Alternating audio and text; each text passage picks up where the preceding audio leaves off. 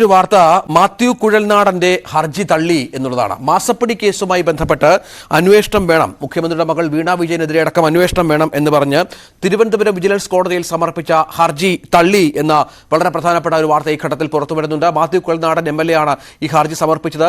ഇതുമായി ബന്ധപ്പെട്ട് കോടതി ഇന്നലെ കഴിഞ്ഞ ദിവസങ്ങളിലൊക്കെ വാദം കേട്ടിരുന്നു. അതിനുശേഷം ഇപ്പോൾ ഹർജി പൂർണ്ണമായും തള്ളുന്ന സാഹചര്യം വന്നിരിക്കുന്നു. മാസപ്പടി കേസിൽ അന്വേഷണം വേണമെന്നാവശ്യപ്പെട്ടാണ് വിജിലൻസ് കോടതിയിൽ മാത്യു കുഴൽനാടൻ ഹർജി നൽകിയത്. പക്ഷേ അത് തള്ളിക്കൊണ്ടാണ് ഇപ്പോൾ കോടതിയുടെ ഉത്തരവ് വന്നിരിക്കുന്നത്. മാത്യു കുഴൽനാടന് കോടതിയിൽ അത്തരത്തിൽ തിരിച്ചടി നേരിട്ടിരിക്കുകയാണ്. മാത്യു കുഴൽനാടൻ സമർപ്പിച്ച ഹർജിയിൽ മുഖ്യമന്ത്രിയുടെ മകൾ വീണ വിജയൻ ഉൾപ്പെട്ട മാസപ്പടി കേസ് വീണ വിജയൻ അടക്കം ഉള്ളവർക്കെതിരെ അന്വേഷണം വേണം എന്ന ആവശ്യമാണ് മുന്നോട്ട് വെച്ചത്. BV വിനോദ വിവരങ്ങൾ പങ്കുവെക്കും. വിനോദ്, വീണ വിജയൻ അടക്കം 7 പേർക്കെതിരെ സമർപ്പിച്ച ഹർജിയായിരുന്നു ഇത് എന്നാണ് മനസ്സിലാകുന്നത്. എന്താണ് ഇപ്പോൾ കോടതിയുടെ നിരീക്ഷണം?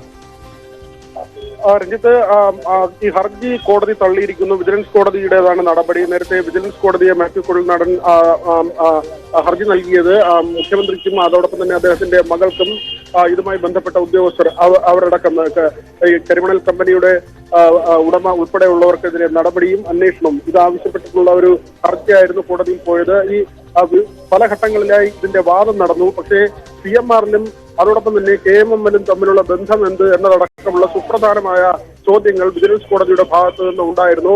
ഏറ്റവും ഒടുവിലും 5 രേഖകൾ മാത്യു കുഴൽനാടൻ ഹാജരാക്കി. അത് ഈ പാട്ടക്കരാർ റദ്ദാക്കിയതുമായി ബന്ധപ്പെട്ടിട്ടുള്ളതാണ് ആ നിലയ്ക്കുള്ള രേഖകൾ. പക്ഷേ നമുക്ക് ഈ പ്രാഥമികമായി മനസ്സിലാക്കാൻ കഴിയുന്നത് CMR-ലും KMML-ഉം തമ്മിലുള്ള ബന്ധം, അതിനുള്ള കരാർ അല്ലെങ്കിൽ കരിമൺ ഇടപാട്, ഈ തരത്തിലുള്ള എന്തെങ്കിലും ഇടപാടുകൾ, സാമ്പത്തിക ഇടപാടുകൾ, ഇത് സംബന്ധിച്ചുള്ള കാര്യങ്ങൾ എന്തെങ്കിലും ഒരു വ്യക്തമായ തെളിവുകളോ അല്ലെങ്കിൽ അത് സംബന്ധിച്ച വിവരങ്ങളോ കൈമാറാനോ സമർപ്പിക്കാനോ മാത്യുവിന് കഴിഞ്ഞിട്ടില്ല എന്ന് തന്നെയാണ് മനസ്സിലാക്കുന്നത്. കാരണം ഈ നൽകിയ രേഖകളെല്ലാം തന്നെ അപര്യാപ്തമാണ്.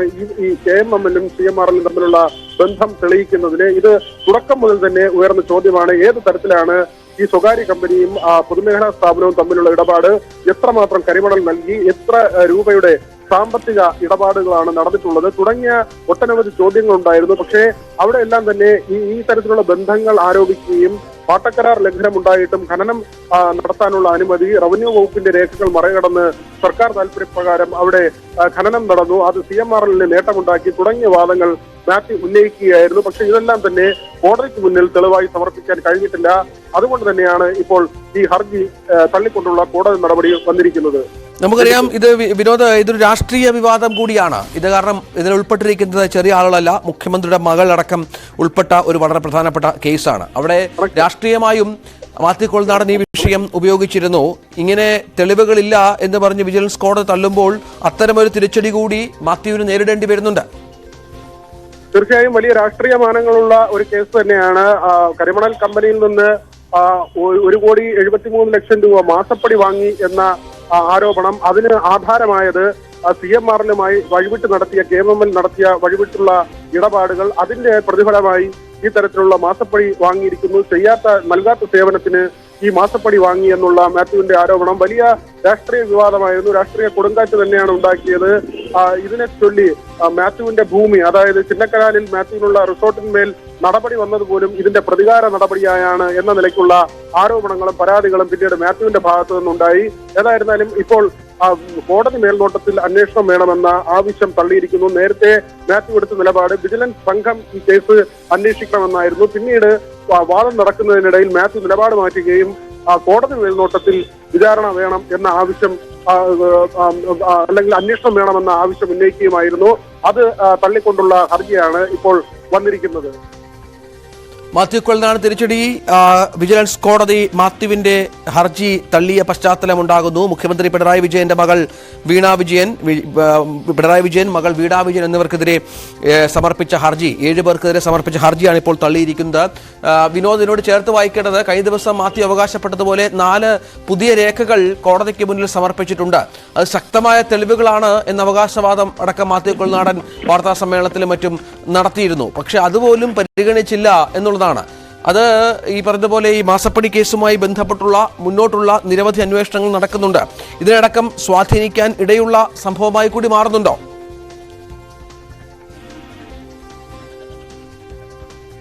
വിനോദ്, മാസപ്പടി കേസിൽ ഇപ്പോൾ മുഖ്യമന്ത്രി പിണറായി വിജയൻ, മകൾ വീണ വിജയൻ എന്നിങ്ങനെ 7 പേർക്കെതിരെ സമർപ്പിച്ച ഹർജി മാസപ്പടി കേസിൽ കുഴൽനാടന്റെ ഹർജി അത് തള്ളിയിരിക്കുന്നു. വിനോദ് തുടരാം. വിനോദ് കേൾക്കാമോ? രഞ്ജിത്ത്, ഇപ്പോൾ ഈ ഹർജി തള്ളിക്കൊണ്ടുള്ള നടപടിയാണ് വിജിലൻസ് കോടതിയിൽ നിന്ന് ഉണ്ടായിരിക്കുന്നത്. രഞ്ജിത്ത് പറഞ്ഞതുപോലെ തന്നെ വലിയ രാഷ്ട്രീയ കോളിളക്കം ഉണ്ടാക്കിയ ഒരു കേസ് തന്നെയാണ്. മുഖ്യമന്ത്രിയുടെ മകൾ കരിമണൽ കമ്പനിയിൽ നിന്ന് മാസപ്പടി വാങ്ങി അതിന് ആധാരമായത് ഈ കരിമണൽ കടത്തുന്നതിന് ഉൾപ്പെടെയുള്ള കരിമണൽ ഇടപാടുമായി ബന്ധപ്പെട്ട് വലിയ തോതിൽ തിരിമറികൾ നടന്നു, അല്ലെങ്കിൽ വഴിവിട്ടുള്ള ഇടപാടുകൾ നടന്നു. അതിന് പ്രതിഫലമായി മാസപ്പടി വാങ്ങി എന്ന തരത്തിലുള്ള മാത്യു കുഴൽനാടന്റെ ആരോപണം, ആരോപണം വലിയ തോതിൽ ചർച്ചയാവുകയും രാഷ്ട്രീയ കേരളം ഏറ്റെടുക്കുകയും വാദപ്രതിവാദങ്ങൾ ഉണ്ടാകുകയും സഭയ്ക്കകത്തും പുറത്തും വലിയ തോതിൽ രാഷ്ട്രീയ വിഷയമായി ഉയർന്നു വരികയും ചെയ്ത ഒരു സംഭവമാണ്. ആദ്യം മാത്യു വിജിലൻസ് അന്വേഷണമാണ്, അതായത് വിജിലൻസ് സംഘത്തിന്റെ അന്വേഷണമാണ് ആവശ്യപ്പെട്ടത്. എന്നാൽ പിന്നീട് കോടതിയിൽ നിലപാട് മാറ്റി കോടതി നിരീക്ഷണത്തിൽ ഈ അന്വേഷണം വേണമെന്ന ആവശ്യം മാത്യു ഉന്നയിച്ചു. എന്നാൽ ഏറ്റവും പ്രധാനമായ ഒരു ചോദ്യം വിജിലൻസ് കോടതിയിൽ നിന്നുണ്ടായത് CMRലും KMMലും തമ്മിലുള്ള ബന്ധമെന്താണ്, ആ ബന്ധം തെളിയിക്കുന്ന രേഖകൾ എന്താണ്, അവർ തമ്മിൽ നടത്തിയ ആ രണ്ട് സ്ഥാപനങ്ങളും തമ്മിൽ നടത്തിയ സാമ്പത്തിക ഇടപാടുകൾ എത്രമാത്രമാണ് ഈ മണൽ ഖനനം ഉണ്ടായത് തുടങ്ങി ഒട്ടനവധി ചോദ്യങ്ങൾ. ഏറ്റവും പ്രധാനപ്പെട്ട ചോദ്യം ഇതായിരുന്നു, CMRലിനെയും KMMലിനെയും തമ്മിൽ ബന്ധിപ്പിക്കുന്ന എന്ത് രേഖയാണുള്ളത്. പക്ഷേ അവിടെയെല്ലാം തന്നെ അന്വേഷണം ആവശ്യപ്പെടുകയാണ് മാത്യു ചെയ്തത്. കാര്യമാത്ര പ്രസക്തമായ ഈ ഇടപാടുകൾ സംബന്ധിച്ചുള്ള എന്തെങ്കിലും തെളിവുകളോ രേഖകളോ നൽകാൻ കഴിഞ്ഞിരുന്നില്ല. പലകുറി കോടതിയിൽ സമയം നീട്ടി ആവശ്യപ്പെട്ടു രേഖകൾ സമർപ്പിക്കുന്നതിന്. ഏറ്റവും ഒടുവിൽ കേസ് പരിഗണിച്ചപ്പോഴും 5 രേഖകൾ സമർപ്പിച്ചിരുന്നു. അത് ഈ പാട്ടക്കരാർ റദ്ദാക്കുന്നതുമായി ബന്ധപ്പെട്ടും അവിടെ ടൂറിസം പദ്ധതി നടപ്പാക്കുന്നതിന് നൽകിയ അപേക്ഷയും ആ നിലയ്ക്കുള്ള ചില രേഖകളാണ് ഹാജരാക്കിയത്. പക്ഷേ ഈ കേസിന്റെ ഏറ്റവും പ്രധാനപ്പെട്ട ഒരു വസ്തുത അല്ലെങ്കിൽ കാര്യം എന്നത് CMRലും KMMലും തമ്മിലുള്ള ബന്ധമാണ്. അങ്ങനെ ഒരു ബന്ധം തെളിയിക്കുന്നതിന് ഹർജിക്കാരന് സാധിച്ചില്ല. അതുകൊണ്ട് തന്നെയാണ് ഈ ഹർജി തള്ളിയതെന്നാണ് നമുക്ക് പ്രാഥമികമായി മനസ്സിലാക്കാൻ കഴിയുന്നത്. രഞ്ജിത്ത്, അതാണ് പ്രധാനപ്പെട്ട കാര്യം. ഈ തെളിവുകൾ നിരവധിയുണ്ട് എന്ന മാത്യു കുഴൽനാടൻ അവകാശപ്പെട്ട ഒരു കേസ് കൂടിയാണ് ഇത് എന്നുള്ളതാണ്. ആ തെളിവുകൾ ഹാജരാക്കിയിരുന്നു, നിരവധി തെളിവുകൾ ഹാജരാക്കിയിരുന്നു. പക്ഷെ അതൊന്നും നേരത്തെ പറഞ്ഞതുപോലെ മാത്യു കുഴൽനാടന് കോടതിയെ ബോധിപ്പിക്കാനായില്ല എന്ന് വേണം ഇപ്പോൾ വ്യക്തമാക്കുന്നത്. മാത്യു കുഴൽനാടൻ ഈ വിഷയത്തിൽ പരാജയപ്പെട്ട പശ്ചാത്തലം വരെ തുടർന്ന് മാസപ്പടി കേസിൽ അന്വേഷണമില്ല എന്നുള്ളതാണ് ഇപ്പോൾ തിരുവനന്തപുരം വിജിലൻസ് കോടതിയുടെ തീരുമാനമായി വന്നിരിക്കുന്നത്. ഈ തെളിവുകളുടെ കാര്യത്തിൽ കുഴൽനാടൻ പലപ്പോഴും വാർത്താ സമ്മേളനങ്ങളിൽ ശക്തമായ തെളിവുകളുണ്ട് എന്ന് ആവർത്തിച്ചിരുന്നു വിനോദ്. ഒപ്പം വിനോദിനൊപ്പം ആരുടമുണ്ട് എന്നാണ് മനസ്സിലാകുന്നത്. എന്താണ് ഈ തെളിവുകളുടെ അഭാവം എന്ന് പറയുമ്പോൾ? കുഴൽനാടൻ ഇതുവരെ മുന്നോട്ട് വെച്ചിരുന്ന പലവിധ കാര്യങ്ങൾ, അത് ഈ ഇടപാടുകളുമായി ബന്ധപ്പെട്ട് അതെല്ലാം പൂർണ്ണമായും കോടതി തള്ളുന്നു എന്നല്ലേ മനസ്സിലാക്കേണ്ടത്?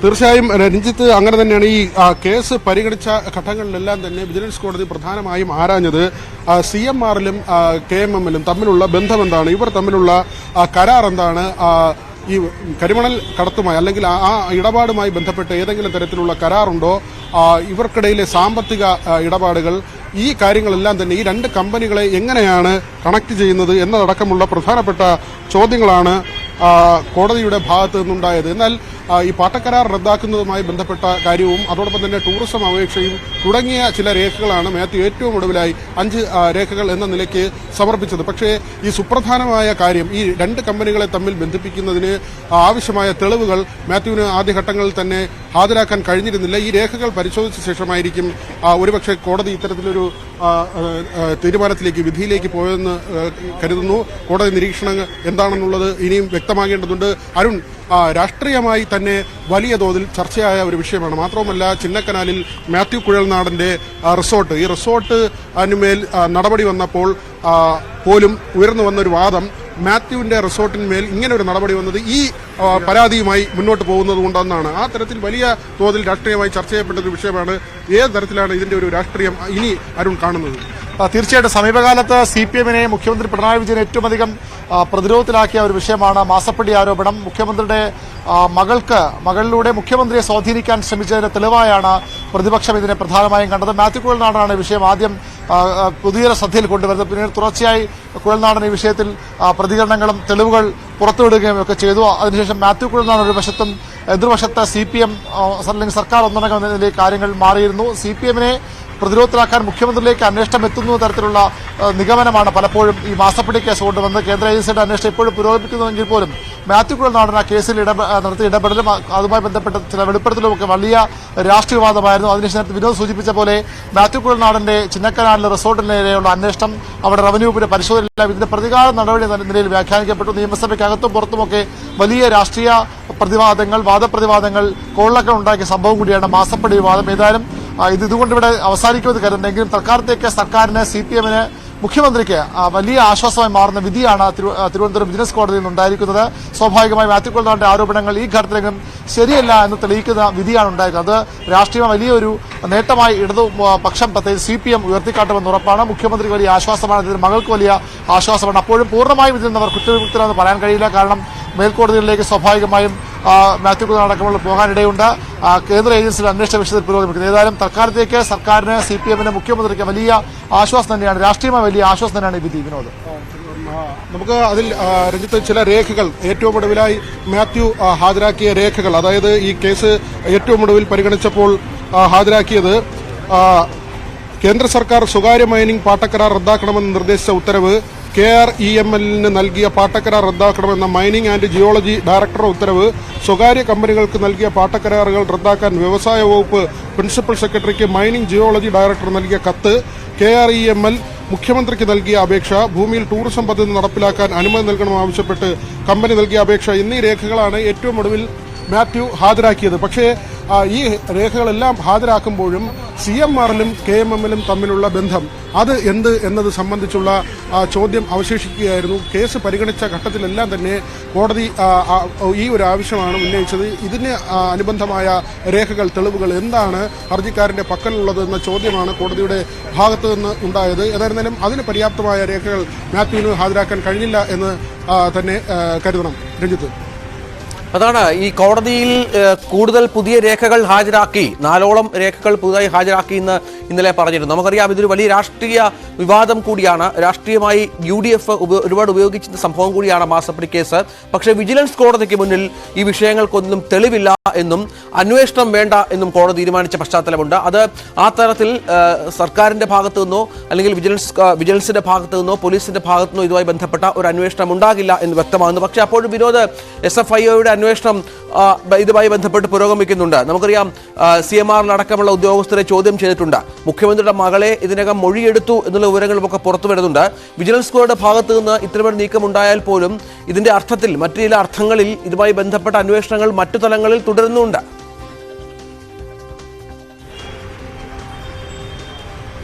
തീർച്ചയായും ഈ മാസപ്പടി കേസുമായി ബന്ധപ്പെട്ട് കേന്ദ്ര ഏജൻസികളുടെ 3 ഏജൻസികളുടെ അന്വേഷണം നടക്കുന്നുണ്ട്. ഇതിൽ ആദായനികുതി വകുപ്പും SFIOയും അടക്കമുള്ള ഏജൻസികളുടെ 3-ലധികം ഏജൻസികളുണ്ട്.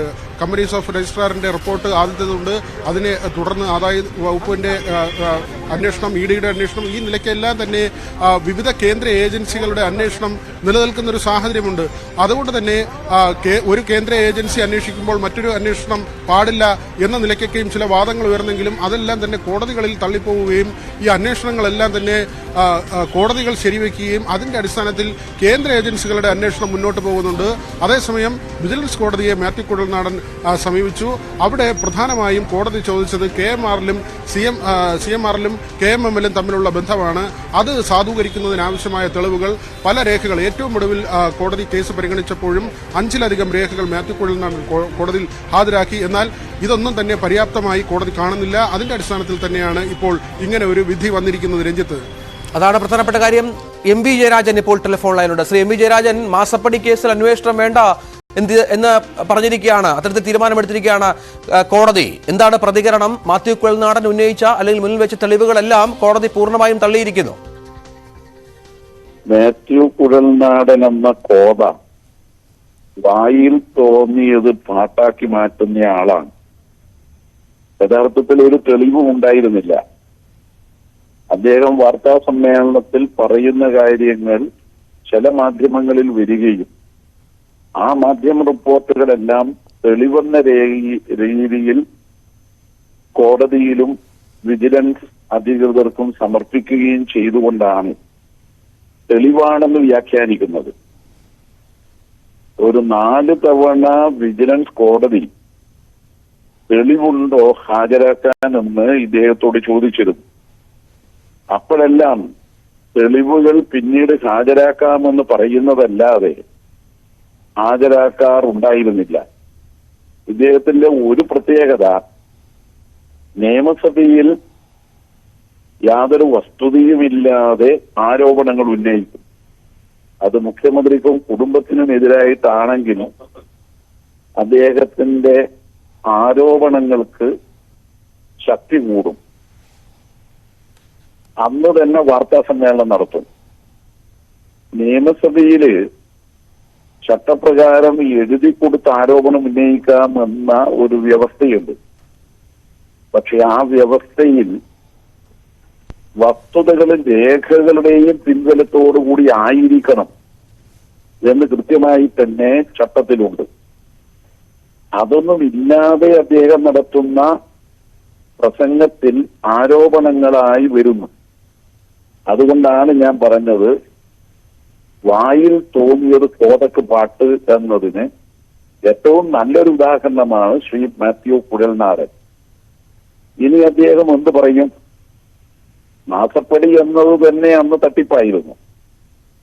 അത് ഏറ്റുപിടിച്ച് ഒരു മാധ്യമം മുൻ പേജിൽ വാർത്തയായി കൊടുക്കുകയും ചെയ്തു.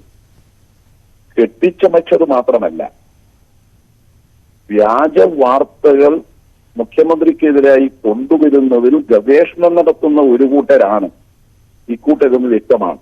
അന്ന് തന്നെ മുഖ്യമന്ത്രി നിയമസഭക്കകത്തും പുറത്തും പറഞ്ഞു, മടിയിൽ കനമുണ്ടെങ്കിൽ മാത്രമേ വഴിയിൽ പേടിക്കേണ്ടതുള്ളൂ. അത്രയും നിശ്ചയദാർഢ്യവും ഒരു രാഷ്ട്രീയ പ്രവർത്തകൻ, ഒരു പൊതുപ്രവർത്തകൻ എന്ന നിലയിൽ അഴിമതിയുടെ പുരളാത്ത ഒരാളെ കുറിച്ച് ഇങ്ങനെയെല്ലാം ആരോപണം ഉന്നയിക്കുന്നവർക്ക് ഒരു തിരിച്ചടി കൂടിയാണ് മാത്യു കുഴൽനാടന്റെ ഹർജി വിജിലൻസ് കോടതി തള്ളുക വഴി ഉണ്ടായിട്ടുള്ളത്. ഈ മറ്റു ചില അന്വേഷണങ്ങളും ഇതുമായി ബന്ധപ്പെട്ട് ജയരാജൻ നടക്കുന്നുണ്ട്, കേന്ദ്ര ഏജൻസികളുടെ അടക്കം SFIOയുടെയും മറ്റും. അതിനും ഇതേ അവസ്ഥ തന്നെ വരുമെന്നാണോ? അല്ല, ഇപ്പൊ നടത്തിക്കൊണ്ടിരിക്കുന്ന അന്വേഷണങ്ങളുടെ രൂപവും രീതിയും എങ്ങനെയാ? കോൺഗ്രസിന്റെ നേതാക്കന്മാർ മാത്യു കുഴൽനാടൻ ഉൾപ്പെടെ വസ്തുതകളില്ലാതെ തന്നെ ആരോപണങ്ങൾ ഉന്നയിക്കുക, അത് ചില മാധ്യമങ്ങൾ മുൻ പേജിൽ വലിയ വാർത്തയായി നൽകുക. കോൺഗ്രസിന്റെ നേതാക്കൾ വാർത്താ സമ്മേളനം നടത്തി അതിനെക്കുറിച്ച് അന്വേഷണം ആവശ്യപ്പെട്ടുകൊണ്ട് കേന്ദ്ര സർക്കാരിന്റെ മുമ്പാകെ കാര്യങ്ങൾ അവതരിപ്പിച്ചു കഴിഞ്ഞാൽ ഉച്ചയ്ക്ക് ശേഷം BJP നേതാക്കൾ അത് ഏറ്റുപിടിക്കുക, എന്നിട്ട് ED ഉൾപ്പെടെയുള്ള കേന്ദ്ര സർക്കാരിന്റെ ഏജൻസികളെ കൊണ്ട് അന്വേഷിപ്പിക്കുക. ഇതാണ് നടക്കുന്നത്. ശരി, ഇതിപ്പോ നാട്ടുകാർക്ക് ആകെ ബോധ്യമായിട്ടുണ്ട്. അതുകൊണ്ട് അതിൽ വലിയ കഥയില്ല. മാത്രമല്ല, ഡൽഹി മുഖ്യമന്ത്രിയെ ജയിലിൽ അടച്ചപ്പോ സുപ്രീം കോടതി ചോദിച്ചു, എന്തിനിത്ര ധൃതി? സുപ്രീം കോടതി കേസിന്റെ മെറിറ്റിലേക്ക് കടന്നാൽ അപ്പൊ തന്നെ തള്ളും. മെറിറ്റിലേക്ക് കടക്കുന്നത് വിചാരണ കോടതിയാണ്. പക്ഷെ തെരഞ്ഞെടുപ്പിന്റെ ഏതാനും നാളുകൾക്ക് മുമ്പ് ഒരു മുഖ്യമന്ത്രിയെ പോലും ജയിലിലടക്കാൻ മടിയില്ലാത്തവർ മാത്യു കുഴൽനാടന് ഇത്തരം ആരോപണങ്ങൾ ഉന്നയിക്കാൻ വേണ്ടി വില നൽകുന്നത്. അതുകൊണ്ട് അക്കൂട്ടർക്കെല്ലാം ഉള്ള ഒരു തിരിച്ചടിയാണ് ഈ കോടതി വിധി. ശരി, നന്ദി ശ്രീ ജയരാജൻ, MP ജയരാജൻ ഈ വിഷയത്തിൽ പ്രതികരിച്ചതിന്. ഏതായാലും മാത്യു കുഴൽനാടന് തിരുവനന്തപുരം വിജിലൻസ് കോടതിയിൽ തിരിച്ചടി സംഭവിച്ചിരിക്കുന്നു. അദ്ദേഹം സമർപ്പിച്ച തെളിവുകളടക്കം തള്ളുന്നു. ഒപ്പം അന്വേഷണം, മുഖ്യമന്ത്രിക്കും മകൾക്കുമെതിരെ മാസപ്പടിയുമായി ബന്ധപ്പെട്ട അന്വേഷണം വേണ്ട എന്നും കോടതി വിധിച്ചിരിക്കുന്നു.